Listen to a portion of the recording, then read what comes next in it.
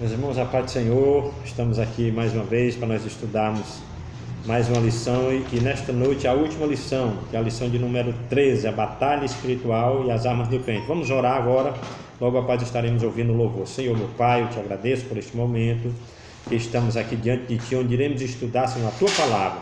Nos abençoa, concede-nos da Tua graça, eu te peço tudo e te agradeço no nome de Jesus. Amém. Você sabe, cante.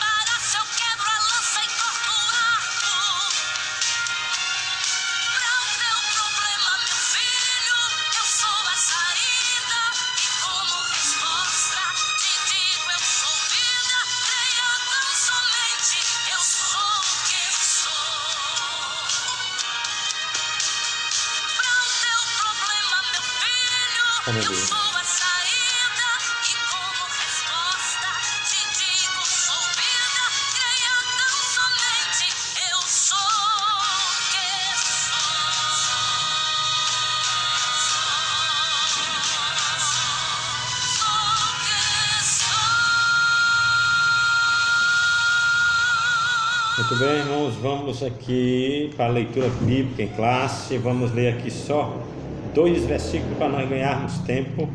Diz assim o primeiro versículo, capítulo 6, versículo 10 de Efésios: No demais, irmãos meus, fortalecei-vos no Senhor e na força do seu poder, revestir-vos de toda a armadura de Deus, para que possais estar firme contra as astutas ciladas do diabo. Muito bem, irmãos, aí nós lemos apenas 2 versículos para nós ganharmos tempo.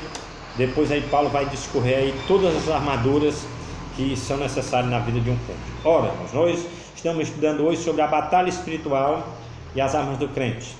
Lembrando a todos os irmãos que desde o momento em que nós aceitamos a Jesus como Salvador, nós nos alistamos para uma guerra. E esta guerra ela é espiritual. São contra seres malignos, certo? Espirituais. Não são contra seres aqui humanos, não. É uma batalha espiritual, uma guerra espiritual. E Paulo, vendo isso, Paulo tentou fortalecer aquela igreja, preparar a igreja de Éfeso, trazendo aqui esta passagem maravilhosa no capítulo 6 de Éfeso. Ora, Paulo, aqui no primeiro ponto, ele vai nos mostrar, certo, irmão, 6 caminhos que o cristão precisa trilhar para ele vencer esta batalha. Ah, pastor, a gente precisa de alguma coisa para a gente vencer este inimigo. Nós não já aceitamos a Jesus como Salvador, não temos a Deus já como nosso protetor, como nosso Pai, o nosso pastor. Precisamos. Nós temos, certo, esses auxílios, mas nós não estamos livres desta guerra. Esta guerra nós temos que batalhar ela. Esta guerra é para nós que aceitamos a Cristo, que temos que vencê-la. E nós não podemos vencer ela sem estes caminhos que nós vamos mostrar aqui para todos nós nesta noite, certo? Então vamos lá, o primeiro caminho que Paulo vai nos mostrar aqui, para a gente vencer esta guerra nós precisamos nos fortalecer no Senhor. O que Paulo estava querendo dizer? Estava querendo dizer que para nós vencermos nós temos que depender de Deus. Este fortalecer-nos aqui no Senhor e na força do seu poder é depender de Deus, é buscar a força em Deus, é buscar este fortalecimento em Deus e saber que nós não somos nada sem Deus na nossa vida. Então o primeiro caminho para a gente conseguir vencer esta batalha é depender do Senhor, irmãos.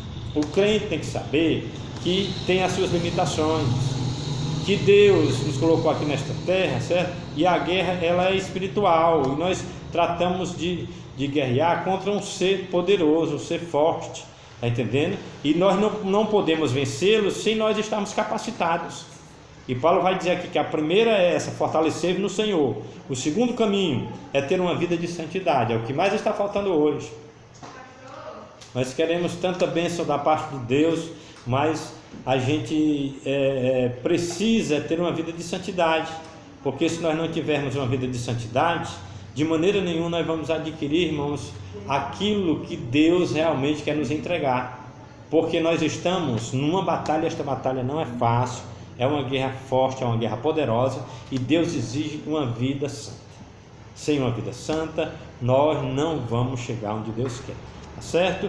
E o terceiro caminho aqui que Deus vai nos indicar, glória a Deus, louvado seja o nome do Senhor, abre aí essa luz, em nome de Jesus. A terceira coisa que Deus vai nos mostrar aqui, glória a Deus, nós temos que ser cheios do Espírito Santo, porque se nós não tivermos uma vida cheia do Espírito Santo, irmãos, nós não vamos conseguir vencer estas batalhas, estas guerras.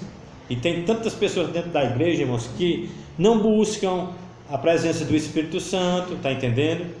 Não tem uma vida certa no altar de Deus. São pessoas que vivem a vida inteira na igreja, mas desconhecem quem é o Espírito Santo, não sabem, certo, dos frutos do que o Espírito Santo produz na nossa vida, certo? E como é que estas pessoas vão conseguir entrar nesta guerra e vencer?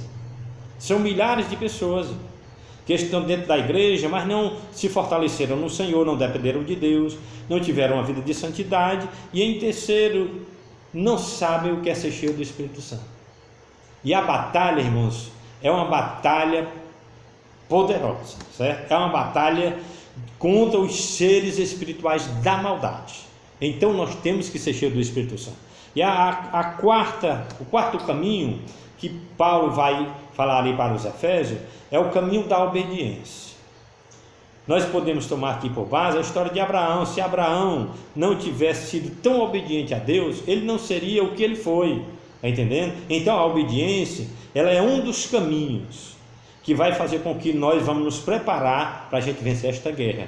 Louvado seja o nome do Senhor. Irmãos, e Paulo já sabia que aquela igreja necessitava disso aqui. Porque se obedecer aqui em todas as áreas, é obedecer liderança, certo? É obedecer pais, é obedecer às autoridades, é obedecer a Deus, é obedecer ao Jesus Cristo, está entendendo? Porque era isso que Paulo estava jogando para cima da igreja, para que a igreja alcançasse, porque a guerra que estava lá, certo, que eles teriam que enfrentar, não dava para vencer sem a obediência também. Então a primeira é fortalecer no Senhor, que significa depender de Deus. A segunda é ter uma vida de santidade. A terceira é ser cheio do Espírito Santo. E a quarta é ter uma vida de obediência. E o quinto caminho que Paulo vai trazer aqui para nós é que nós temos que passar pela conversão. Isso aqui, irmãos, é algo que a gente vê acontecendo ao contrário na vida de muitas pessoas. A conversão significa mudança de vida. A conversão significa novo tempo. A conversão significa mudança de hábito, mudanças de atitude. Significa que a vida velha passou, agora tudo é novo. Paulo estava dizendo para aquela igreja: olha, sejam convertidos para que vocês possam vencer esta batalha. E em último, o último caminho aqui, para nós estarmos preparados para esta guerra, antes de nós estudarmos sobre as armas, é vigiar e orar em todo o tempo, disse Paulo. Vigiar e orar. Porque o inimigo ele é astuto, o inimigo ele é esperto, ele sabe como trabalhar, ele sabe como agir. E se o crente não tiver uma vida de oração e uma vida de vigilância, ele será vencido. E nós não fomos chamados para a gente ser vencido, nós fomos chamados para vencer. E vencer porque a guerra está travada, e é uma guerra, certo, contra um poder maligno, contra um poder que precisa ser vencido. E de qualquer forma, uma vida de qualquer forma dentro da igreja não vai conseguir vencer. Glória a Deus. Então eu vou recapitular aqui os 6 caminhos para nós podermos ter uma vida pronta para vencermos esta batalha. Primeiro, fortalecer no Senhor, significa depender dele. Segunda, ter uma vida de santidade. Terceiro, ser cheio do Espírito Santo. Quarto, ser obediente. Quinto, se converter. E sexto, vigiar e orar. Aí está o resumo do primeiro ponto. Você quer ser um vencedor nesta guerra? Então passe por isso. Deixa estas coisas fluir e acontecer na tua vida. Aí a coisa vai mudar. Amém? Muito bem, irmãos. Agora nós vamos para o resumo do segundo ponto, segundo Paulo. Nesse ponto, o apóstolo vai nos mostrar como são esses seres e como eles atuam. Paulo vai nos mostrar como são esses seres e como eles atuam. Irmãos, agora nós vamos ver que a coisa não é fácil. Certo? É preciso adquirir todos aqueles caminhos que nós falamos, e é preciso também ter todas as armas que nós vamos estudar no final. Porque olha aqui quem são eles. Primeiro, eles são poderosos. Está aí na revista. Primeiro, eles são poderosos. E o que são eles? Eles são principados e são potestades. São autoridades dentro, certo, do regime deles lá. Eles não são qualquer um, eles são principados e potestades. Significa que eles têm poder, certo? Primeiro é que eles são poderosos, principados e potestades. Então a guerra, irmãos, necessita, certo, de que nós sejamos espirituais. Porque se nós não formos espirituais, nem entra na guerra não, que vai perder e vai perder feio. Está entendendo? Nós temos que entrar numa guerra dessa só se nós tivermos a nossa vida preparada. Paulo já deu 6 caminhos e vai nos mostrar as armas. Então, primeiro, quem são eles? São poderosos. Segundo, eles são malignos, são hostes espirituais da maldade. Eles são malignos, tudo deles é para prejudicar, é para condenar, é para matar e é para destruir. Porque em segundo, eles são malignos. Não tem coisa boa, não tem essência boa neles, de maneira nenhuma, porque eles são seres malignos. E em terceiro, eles são astutos, ou seja, são eles que maquinam contra a queda da igreja. Eles são maquinadores, são astutos, são mestres em maquinar, certo, trabalhos para derrubar a igreja. Então quem são eles? Eles são poderosos primeiro, eles são malignos e eles são astutos. Isso aqui é para você ter uma ideia com quem nós estamos lutando, certo? Quem são eles? A capacidade que eles têm. Mas o inimigo não tem poder. Tem, o inimigo tem poder, só que o nosso Deus, ele tem todo o poder nos céus e na terra, certo? E o inimigo se limita em relação ao nosso Deus, na parte de poder e em tudo. Tá certo? Então eles são primeiro poderosos, eles são malignos e eles são astutos. Diante disso, certo? Eles atuam de várias formas. Vamos ver as formas como eles atuam. Primeiro, eles confundem, certo, a mentira com a verdade. Eles confundem a mentira com a verdade, querendo tornar a verdade mentira e querendo tornar a mentira verdade. A gente vê isso nos dias de hoje. O inimigo é maligno, tem muita coisa aí que não vem da parte de Deus, certo? Muita coisa que às vezes que aparece dentro das igrejas, muitas mentiras que parecem ser verdades. Isso tudo é atuação deles, destas hostes espirituais da maldade, tá certo? Outra coisa que eles fazem, outra atuação deles, eles deturpam as escrituras. Eles fazem de tudo para dizer que não é verdade, para dizer que não aconteceu daquela forma. Eles fazem de tudo para dizer que não precisa estudar a palavra, que não precisa ler, que não precisa viver. Ou seja, eles deturpam a palavra do Senhor. Fazem de tudo para trazer doutrinas heréticas, doutrinas malignas, para que o povo se influencie através desses falsos ensinos. Então eles têm este poder, certo, de deturpar, de querer deturpar as escrituras. Só que o Espírito Santo de Deus, certo, não deixa isso acontecer em nosso meio.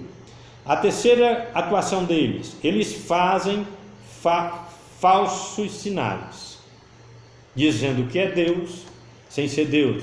E Jesus já falou, olha, cautelai para que ninguém vos engane, porque virão muitos em meu nome, dizendo que eu fiz isso, e estas obras são minhas, mas sabei que não sou eu. Está entendendo? Jesus já nos pediu para a gente ter cautela nisso. Então eles atuam também fazendo falsos sinais. A outra atuação dele, número 4, eles geram acusações. Olha, irmão, quando você vê uma igreja que uns ficam acusando uns aos outros, certo? Dizendo que o irmão é aquilo, aquele irmão também é aquilo, aquela irmã também. Quando tem essa coisa de acusação dentro da igreja, você saiba que esse espírito não vem de Deus. Isso é um espírito, certo, do inimigo que está agindo na igreja. Então, o espírito imundo, eles geram acusações, certo, no meio do povo.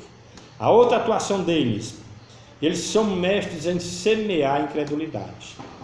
Eles são mestres em tentar colocar o desânimo para que a igreja não vá orar, para que você não vá para a escola dominical. E eles procuram gerar incredulidade no meio do povo do Senhor. E será que a gente não vê isso nos dias de hoje? Muitas igrejas envolvidas com tanta incredulidade. Os crentes não querem mais buscar o Senhor, os crentes não querem ser mais pentecostais, os crentes não querem ser mais fervorosos. Então isso aí é o inimigo tentando semear incredulidade dentro da igreja. E se ele encontrar, irmãos, um coração, certo, aberto, ele vai entrar e vai semear. Louvado seja o nome do Senhor, mas vamos orar a Deus para que isso não aconteça.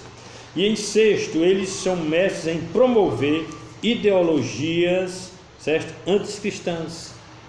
Tentar mostrar ali ideologias, filosofias que não são filosofias nem ideologias cristãs, são ideias, certo, que parte deles, desses espíritos imundos, confusão, certo, doutrinária, confusão religiosa dentro das igrejas. E Paulo vai nos advertir disso para que nós tenhamos cuidado, porque eles atuam desta forma. A gente vê muitas igrejas que já caíram espiritualmente porque deixaram estas atuações do inimigo, certo, influenciar muita gente dentro da igreja, e cada um pensa de um jeito, em algumas igrejas por aí, tá certo? Olha, já no terceiro ponto, Paulo vai nos trazer uma linguagem, certo, retirada do contexto militar romano. Paulo faz uma comparação de um soldado, de um soldado romano da época.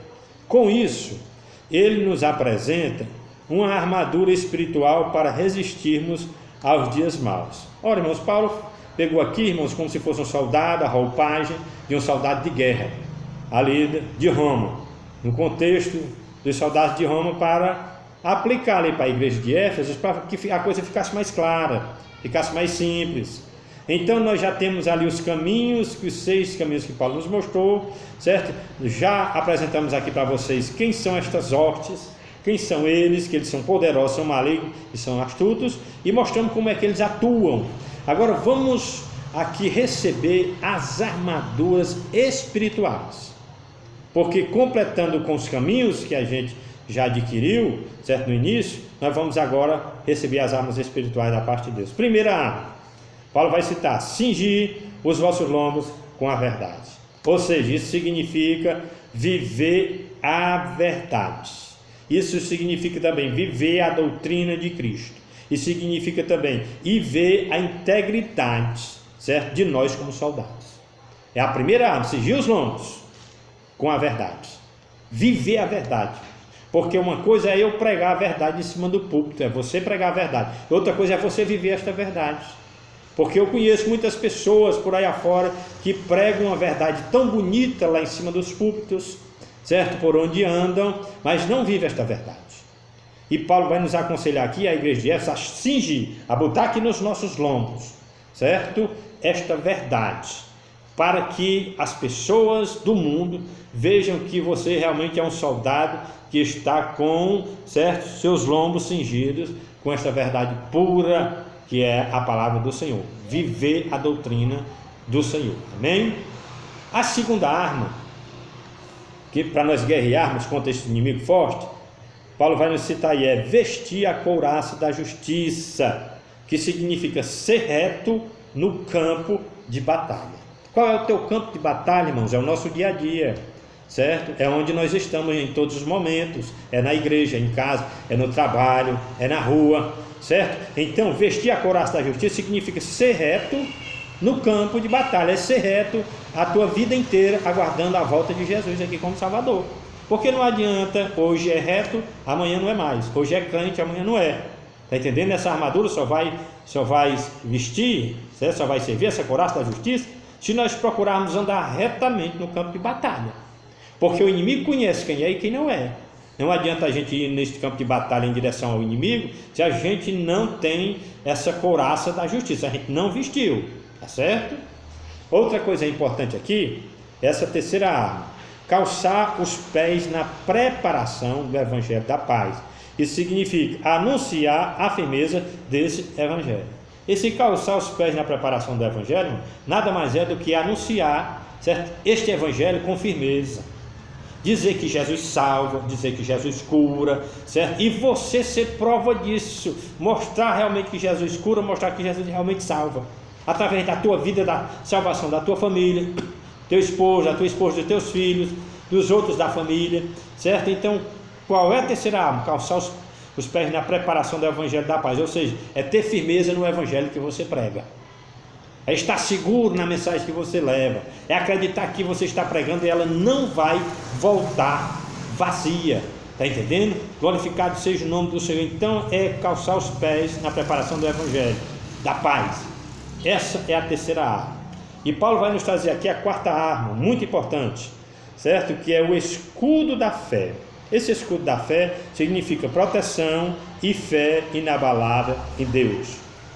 Colocar o escudo da fé significa você acreditar que você está protegido, que você tem uma fé inabalável no Deus que você serve. Então nada vai acontecer. Quando o inimigo se levantar, você tem um escudo. Se ele jogar a seta, o escudo da fé está ali. O que ele jogar a lança, se ele jogar a lança, o escudo está ali, vai lhe defender.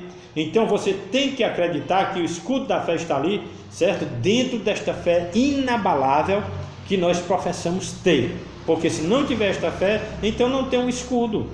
Porque o escudo já é completo com a fé. É o escudo da fé. E aquele povo naquela época, irmão, da igreja primitiva ali, eles estavam precisando demais destas armas. Foi por isso que Paulo lançou para ele. E eles se armaram. Aquela igreja se armou com todas as suas forças para enfrentar este inimigo que foi vencido naquela época no nome de Jesus. Vamos continuar aqui para a quinta arma. A quinta arma, Paulo vai dizer assim: tomai o capacete da salvação. Isso aqui significa ter certeza que a salvação já está em nossas mãos. Tomar o capacete da salvação significa ter a certeza que nós já temos a salvação guardada para todos nós. E é isso que nós temos que colocar em nossa mente, que esta salvação nós já temos.